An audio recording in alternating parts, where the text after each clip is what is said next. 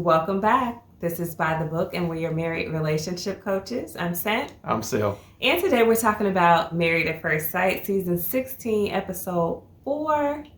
We're going to jump on into talking about Jasmine and Airris. Okay. So, this week, finally, we're done with the weddings, on to the first night, and I honestly still feel like it's dragging, but we're getting there. We're chugging along. We're going to get to the drama at some point. I feel it coming. Yeah. So, of course, they have the obligatory scene where the bride is unbuttoned or unzipped by the groom. Mm-hmm. I mean, I thought it was cute for the first 14 seasons, and I was like, okay. But, you know, they do it anyway. It was very funny, in my opinion, to see Jasmine say she was nervous about him seeing her in her natural state. Now, she did wipe off, like, the layers of foundation and everything, but definitely looked like she still had on eye makeup. She definitely had the eyelashes still going on. Yeah. You know, she had the weave or the wig or, you know, whatever she had going on, which is fine. I mean, we go to bed like that. That's cool. But I don't know if we want to call that her natural state, right? Not 100% Right? natural. But it was cool. I mean, they seem to have a good vibe, you know. Nobody seemed to be off-put by the other. Yeah. But she was definitely all over him by the time the morning came. True. He didn't have any space. No, she was definitely on top of him. But rewind just a little bit. How come old boy didn't carry her across the threshold, though? I don't know, because he definitely could have. I mean, she's the slimmest bride on the show. I'm pretty sure he could have done it. But I think he probably just didn't know or didn't think about it. No, I don't get a servant vibe from Mr. Airris. I get someone who wants to be served, but not someone who is willing to serve. And so carrying his now wife across the threshold is definitely a part of the tradition of hoisting and lifting up your wife. You know, so why does that sound so awful? I don't know. Lifting. Hoist. Let me hoist my bride. Well, you know. Well, let me say this. She didn't say anything about it either. No. Do you feel like if she have said, hold on, bro, you got to carry me over the threshold, that he would have refused? Because I don't think he would have. No, probably not. And see, that's another thing. She's being very accommodating. You know, I don't hear her really saying what her expectations or what her boundaries are. We haven't heard her say that. So, you know, I know we're going to get into it a little bit later as far as... she's real nice. Yeah. I think she wants to make it work. I think she's attracted to him enough. I think she wants to be married. This is the step in her life that she wants to be at. Yeah. And I don't think she's going to quibble over small things. Yeah. In her opinion. Quibble, but you can say, hey, I would like to be carried across. Maybe she don't threshold. Care. Or maybe she was, I don't know. But it just it stood out to me. Her. She was the only bride or wife at that particular point that didn't get carried across the threshold. So it was kind of glaring for me. It stood out to me. Interesting, because I didn't even notice that. Like, I saw a couple of them, but I didn't pay that close attention. So it might be a bigger thing for you as a chivalrous type of guy than it may even be for the brides, especially younger brides, maybe, too. Possibly. I don't know. They may not even know the tradition. Yeah. I don't know. So, but, I mean, let us know your thoughts about that. I didn't take it as a big deal. Like, y'all see, I didn't even notice, really. But, you know, maybe it is a big deal. Maybe it's the foreshadowing of things to come. Could be. I don't know. All I know is that when they had the wake up shots, she was all over him, all on his side of the bed. And I would have been like, oh my gosh, if you don't get back over to your side of the bed. But he was okay. He seemed okay with it. At least on camera, he was okay with it. He asked about his cuddle game. He did. You know. He did. It could have been just staged for the cameras, too. I mean, it could have been at both opposite ends of the bed the majority of the night. And then when the cameras got there, how do you guys decided to get all up on him? It's possible. you know. No, I think she's into her husband. You think so? I think so. She feeling him, huh? I think she is. All right then, more power to him. So they get to the point they're gonna meet with. They did get to meet, of course, with the family and friends on the wedding day, but they get to meet with them a little less formally over dinner or lunch or brunch, breakfast, whatever it was, over a meal. And it goes two totally different ways, kind of. Okay. For one and then the other. For starters, I felt like Airris was comfortable. You know, even you remarked that he's giving her family a lot of eye contact. Yeah. And again, like I was saying, I think it's a proximity thing because they were sitting across the table from him. And then it's much easier when you've got that much distance to just, you know, it's more of a natural conversation, especially for people who tend to be a little bit more introverted. It doesn't feel as like almost imposing, you know, as when you're sitting this close to someone. So I think that could have been part of it. Unless you just think he doesn't like looking at her face. I mean, I don't know. Oh my goodness. No, I don't know what it is, but his body language just be off a little bit to me. And it could be like you said, that when they're having their discussions, they're sitting very close to one another, so he has to look away or look off. But his body language just is saying something else to me. It's saying that he's just not really fully willing to fully engage with her and to connect with her. And even to the point to where if he's having a problem, if they're sitting too close together, okay, let me slide away just a little bit and make that eye contact or lean in so that I can show her that, you know, I'm fully engaged. And lean in? Oh, for goodness sake. Why do you lean in? They're already sitting side by side like this. You know, kind of slide. I mean, it depends on how far they are apart. But if they're sitting far enough apart, make eye contact, lean in a little bit, just show that you're engaged. Yeah. I mean, I felt like I saw him make more eye contact when they were sitting across the table from one another.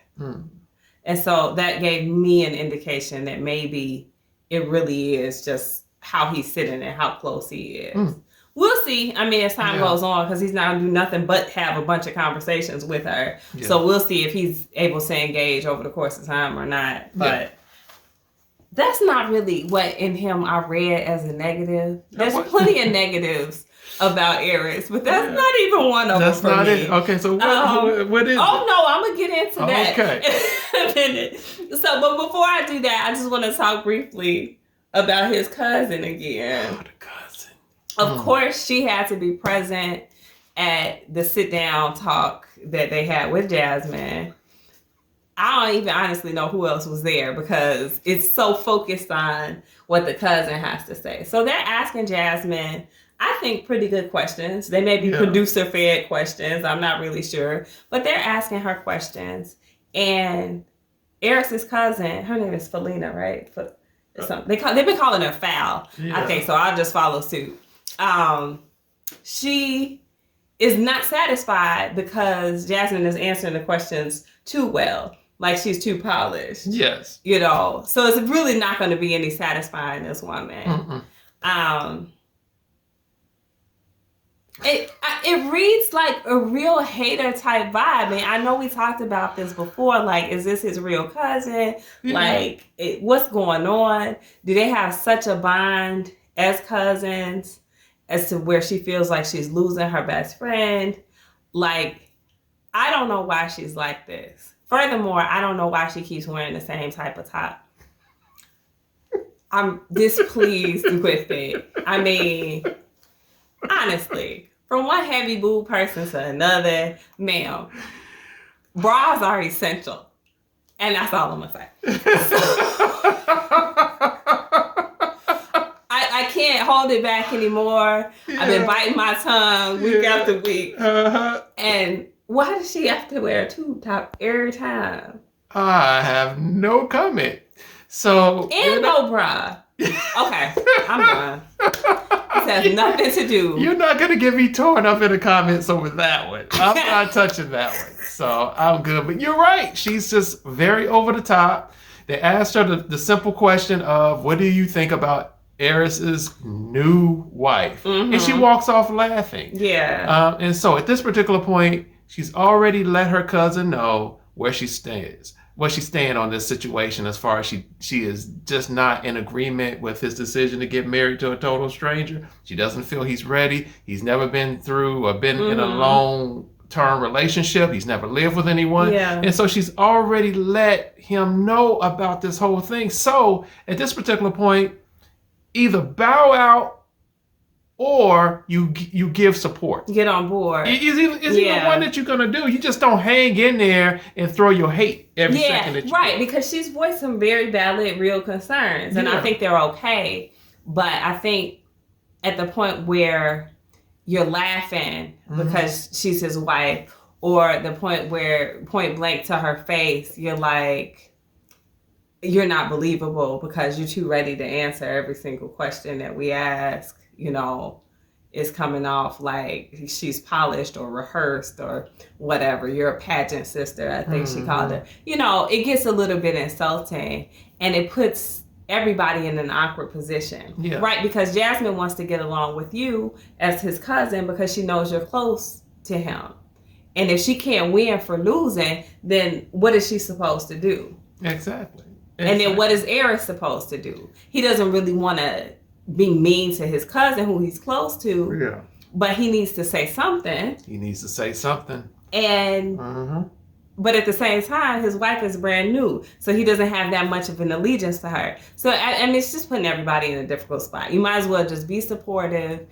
The way she's acting is reading very juvenile, and I know she's the same age as Airris, so they pushing 40. Like, come on. Yeah. Like, grow up. I totally agree. And his whole statement when in his confessional about maybe hopefully things work out, their relationship will grow or blossom or something like bruh, no, you take the lead in that. You are the man in this situation. You are the husband, and you just met your wife, but she's your wife nevertheless, and you just made a vow to her to put her first. And so since you just made that vow and she is your wife, step up and speak to your cousin to let her know that, look, you are my cousin, she's my wife, and you can like it or love it, but she is my wife and you'll respect. And that's just, it's just as simple. It is. It's pretty much just as simple.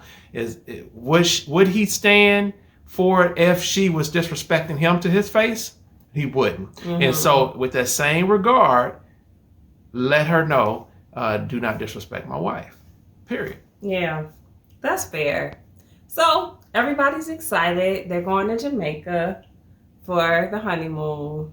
So, of course, as the group gets together, we all know one couple is not going, at least not right now. But as the rest of the group gets together and they're all chit-chatty, of course, Airris has to be the one to jump out and say, yeah, I'm looking forward to some intimacy, And it looks like he's really embarrassing her a little bit. Like, they're not there yet. Yeah. I think she wants to be there. Yeah. But you don't have to run your mouth about it. And again, it reads very juvenile. It does not read like someone who is 40 years old.